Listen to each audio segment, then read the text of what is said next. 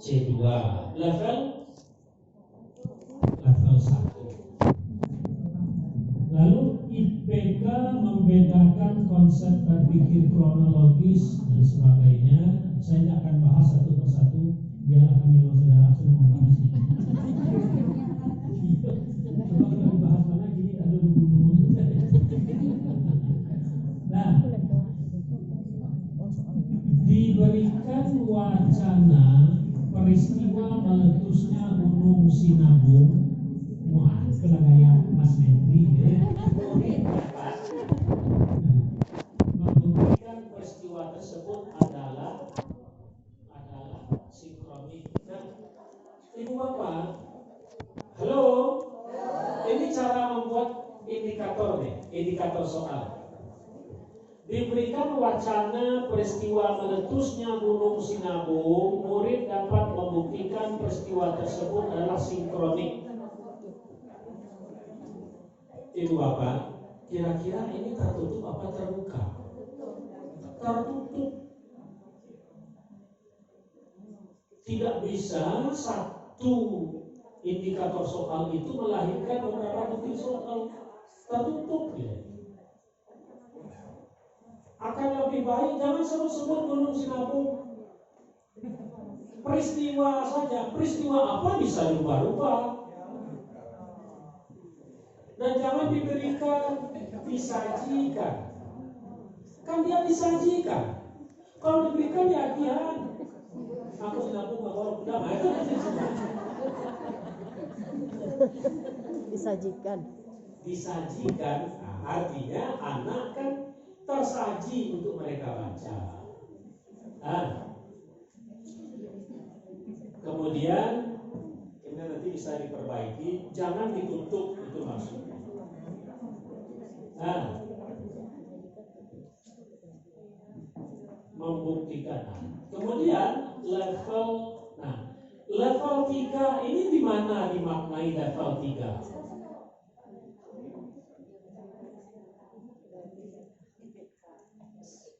Dari IPK.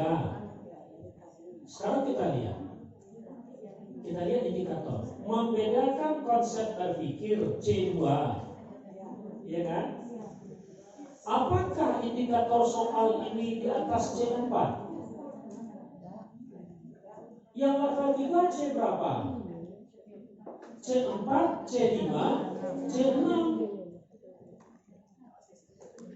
Berpeluangkah KD C2 itu nanti di indikator C3 atau C4? Berpeluang kalau dia dinaikkan menjadi indikator pengayaan. Kalau indikatornya sudah pengayaan, indikator soalnya pengayaan, soalnya ya pengayaan, boleh. Tetapi kita lihat di sini, ini belum dinaikkan.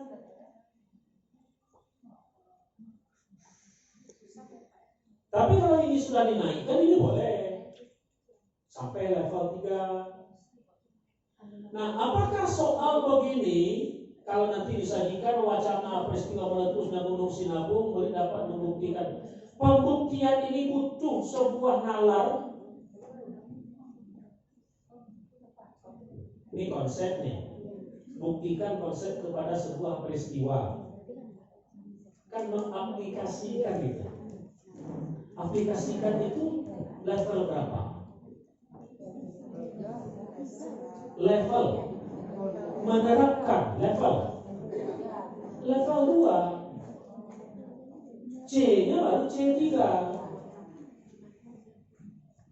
Maka soal ini belum pada level 3 belum. Kalaupun dia dinaikkan dia belum level 3. Kecuali dia butuh analisis. Misalnya dia diminta memberikan argumentasi bahwa mengapa ini menjadi sinkronik. Itu naik soal. Kan argumentasinya yang diminta. Sekarang dia diminta membuktikan. Betulkah ini sinkronik? Apa buktinya? Kan tidak membuktikan. Belum analisis dia. Berarti kata operasionalnya harus diganti. Jadi kita sesuaikan kembali sehingga soal itu tidak melompat. Karena yang paling berat Ibu Bapak, halo, Ibu Bapak, akhir-akhir ini kan soal dibuat sekolah. Soal kan tidak pernah lagi ikut MGMP. Selama Ibu Bapak buat soal MGMP sebelumnya, pernahkah tukang bikin soal itu setelah selesai divalidasi soal itu oleh validator? Itu yang selama ini kita abaikan.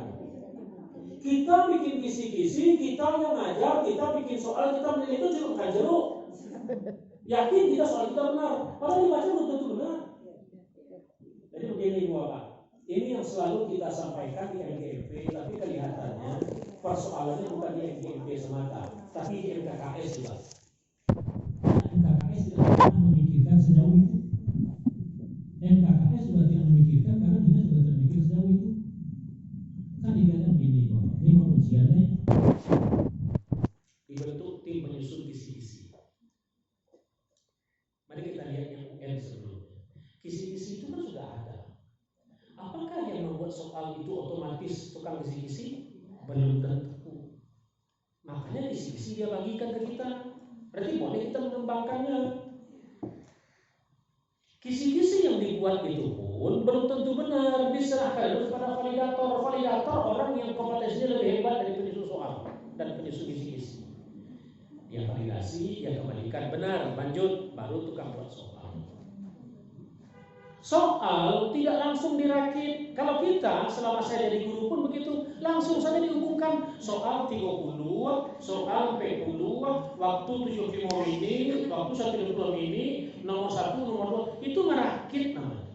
Buat soal tidak begitu. Buat saja soal dulu. Misalnya dibuat soal sekian buah dulu, sekian paket, baru nanti dirakit mana yang cocok, mana yang tidak. Kalau kita tidak, seperangkat tunai selesai. Sah. Karena kita merasa soal kita selalu benar. Dan tidak pernah soal itu sebelum digunakan, tidak pernah soal itu kita telaah sebelum digunakan. Jadi soal sudah dibuat, harus telaah dulu. Apakah bahasanya cocok? Apakah materinya pas? Apakah konstruksinya benar? Konstruksi misalnya, bagaimana membuat soal kalau ada kronologi waktu? Bagaimana membuat soal kalau titik-titik di belakang? Apakah huruf pilihan itu besar atau kecil di pilihan ganda? Itu namanya konstruksi. Bagaimana membuat kata-kata kecuali? Ini sudah yang tidak termasuk titik-titik kecuali. Gagal atau kampung. Sudah tidak termasuk ini kecuali. Nah, itu namanya konstruksi. Setelah semuanya dibenarkan, dilihat, ditelaah, soal sudah jadi, baru digunakan. Setelah digunakan, baru dianalisis pakai aplikasi. Mana soal yang diteruskan, dilanjutkan, mana soal diperbaiki, mana soal yang dibuang. Nah, kalau soalnya sudah dibuang, masa nilainya mau diambil? Tidak, kita tidak pernah lakukan itu. Maka Ibu Bapak dikembalikan ke sekolah kita bersama Ibu Wakil Kurikulum. Tim penilaian itu harus kuat, biar terstandar, ya. Oke, itu ya contoh soal.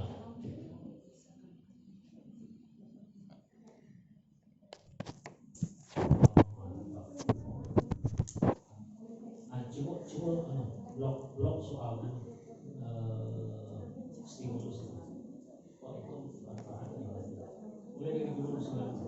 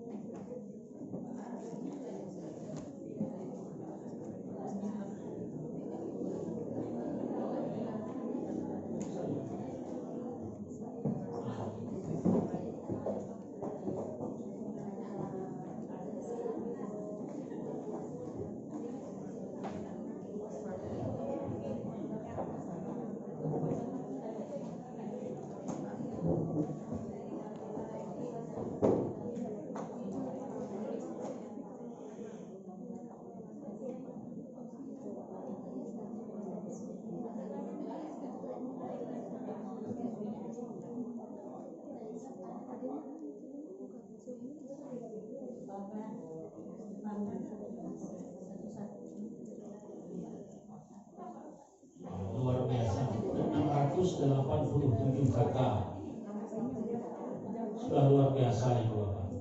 Halo. Nah, Ibu Bapak, ini kan ceritanya Gunung Sinabung. Bagi anak yang visual, dia butuh gambar. Bisa saja dicari foto Gunung Sinabung yang sedang meletus. Karena itu akan membangun kepercayaan dirinya untuk lebih memahami soal. Itu dari segi soal, dari segi gaya belajar. Nah, kita lanjut Ibu Bapak. Halo. Kita akan baca ini narasi, tapi pertanyaan pertama begini. Apakah ini kontekstual? Ya. Apakah terdapat konektivitas lintas mapel? Ada. Dengan apa? Ekonomi geografi. Sekarang mohon Ibu Bapak dari ekonomi geografi. Ini soal kelas 10. Apakah materi gunung api di kelas 10? Ya, pas. Ekonomi mana yang mau dihitung? Kelangkaan. Di kelas 10? Ya, itu yang kita maksud. Artinya, dengan satu soal ini 3 mapel yang dia bahas. Maka anak ketika membaca awal, dia tidak tahu kalau itu sejarah yang mau diujikan. Di kepala dia muncul geografi. Padahal di sana ada sejarah yang disasar, ada ekonomi yang dibahas. Nah, kemudian masuk lagi kita ke konten personal, sosial budaya, sains. Nah, Ibu Bapak nanti bisa kita browsing di link yang kemarin. Itu ada contoh personal. Kalau personal itu biasanya biografi orang. Jadi yang ditayangkan biografi, yang ditanya bukan bahasa. Biasanya kan biografi itu bahasa larinya. Ini enggak. Yang ditanya bisa biologi, bisa yang lain. Tapi yang biografi atau autobiografi. Nah, ini tahapan yang mau kita kembangkan ke depan Ibu Bapak. Nah, sumber menjadi penting. Jadi terima kasih. Ini contoh soal yang luar biasa, dan satu stimulus ini bisa nanti muncul menjadi beberapa butir soal. Pilihan jawabannya mana? Nah, ini soal. Satu dari bacaan dia. Demokrasi dia kan itu. Nah, tahu tekanan mau ya. Sekarang gue soal. Tekanan lamun di Sinabung tuh. Iya, nanti di Sinabung tuh. Nah, satu, perubahan yang terjadi dalam peristiwa di atas dikategorikan sebagai sinkronik. Berikan penjelasanmu.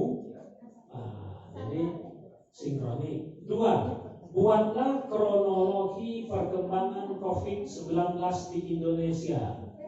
3. Nah, pertanyaan saya begini. Ini untuk satu soal. Teman-teman dari sejarah. Ini untuk satu soal, untuk 3 soal. Karena untuk 3 soal, pisahkan soal nomor soalnya. Kalau begini, ini jadi satu soal jadinya. Ya, ini jadi satu soal ya. Tapi kalau mau jadi beberapa butir soal, pisahkan nomor soal atau dinyatakan di atas untuk nomor berikutnya. Itu kan kasih lagi pengantarnya. Kalau ini kan tidak pakai pengantar lagi nih. Kalau mau digunakan juga yang di atas, buat pengantarnya lagi. Nah, dari atau berdasarkan. Jadi kan diberi lagi pengantar bahwa soal ini tetap mengacu kepada stimulus yang sebelumnya. Kalau begini, ini seperti kata Ibu, ini ABC jadinya. Jadi satu soal. Nah, kemudian perubahan terjadi peristiwa. Nah, Ibu Bapak, ini jawabannya kan sangat lepas nih. Lepas ini jawabannya. Argumentasi. Bagaimana membuat pedoman Penskora? Lari kepada ciri-ciri tidak lepas dari ciri-ciri sinkronik. Ada contoh pedoman Penskora. Maka Ibu Bapak, setiap soal uraian buatkan pedoman Penskoranya. Karena nanti akan bermasalah pedoman Penskoranya. Dia uraian deh. Bagaimana menilai sebuah uraian? Menilai sebuah uraian itu menghitung kata kunci yang bermakna. Berapa kata kunci sinkronik yang diinginkan? Dihitung kata kunci itu. Misalnya kata kunci yang kita harapkan 3. Berapa skor maksimal? Nah, jadi ini yang harus kita lupa Ibu Bapak.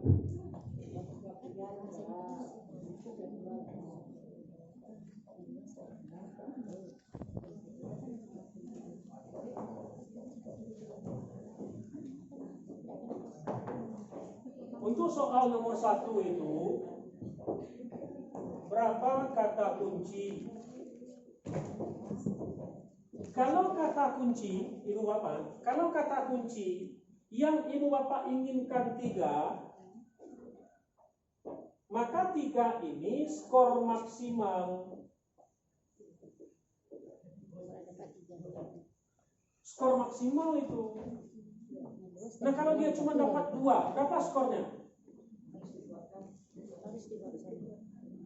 Dia cuma bisa menjawab 2. Harapan kita 3. Berapa skornya? Itu 2. Kan skor bukan nilai. Jadi jangan dicampur aduk lagi antara skor dengan nilai. Kita sering campur aduk skor, nilai. Kok jawab kan betul ah? Aku soal nomor 1, kuyu agak barik, aku 20. Aku gak kurang seketik mau balik. Aku murah bana kok 10. Aku jumlahnya 1. Nah, maksudnya kan dibuat itu ada 5 butir soal misalnya. Pas buat 100 di bawah.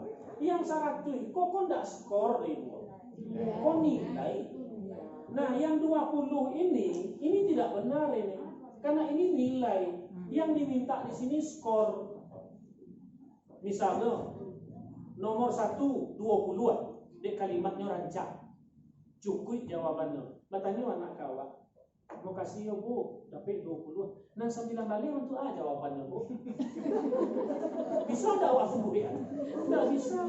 Kalau paling jawaban awak, banyak nak tanya beliau. Tapi 20 enggak 9 balik lah. Karena kita memberikan nilai perasaan. Perasaan itu. Sekarang perasaannya kita pinggirkan, kita bikin skor. Kita akan bicara penilaian autentik. Nah, upah tuli itu yang jadi masalah. Kalau misalnya Tiko, dah cia jadi jawabnya, para skor. Ya no, lalu ibu awak. Nah ibu awak tu ketika memeriksa ujian esai ketika tanas tu. Nan karate mau potong tu kan. Pakai ada portfolio, kok Pak? Ya. Potong nomor ujian potong. Balik baik kan itu. Itu kok potong. Tapi kok tim preso kan dibaca tu. Kalau pagi-pagi ibu bapak tetap tu mah. Oh jawabannya. Sudah itu jadi apa? Kira mana awak? Kita tulis di bawah nama titik kelas SMA 5.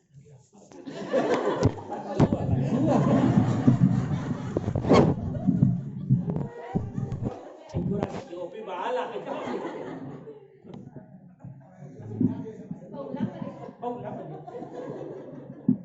Dan itu tergantung mood lo tuh. Kalau pagi juga tetap. Tapi kalau sore hari dasarnya sampai lampu mati hari hujan, batu tetap. Iya, berarti lampu hari lah kadang. Ada bisa.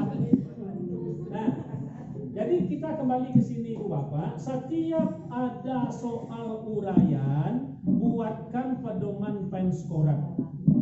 Memudahkan untuk kita, memudahkan juga bagi orang lain yang menggunakan soal. Kalau tidak dia kembali saja ke nilai perasaan. Iya, atau bayangan nak dia selesai jadikan. Nah, saya kira itu, jadi nanti mohon dibuatkan setiap makanya di kertas soal kalau ibu bapak bikin soal itu ada di bawahnya tertulis pedoman penskoran, itu yang dia minta. Karena ini sifatnya kalimat terbuka. Lain kalau ibu bapak meminta terstruktur, lebih mudah menghitungnya. Misalnya matematik, 5 langkah, 4 langkahnya, yang kelima jawabannya. Kan tinggal menghitung saja. Tapi kalau ini lain, karena dia ada kata kunci. Nah, kata kunci itu dituliskan di pada manual setoran. Yang dicari adalah kata kunci ini. Kata kunci yang bermakna. Jangan kata kunci saja. Bisa saja kata kunci, kau tadanga dia anak kawannya membaca, ini masuk di dalam kalimat, padahal tidak bermakna. Bisa kan? Ya. Tadanga ini orang licik, itu jawabannya. Kalimat itu apa-apa disambung saja. Awak hitung itu saja tidak bermakna. Baik, terima kasih.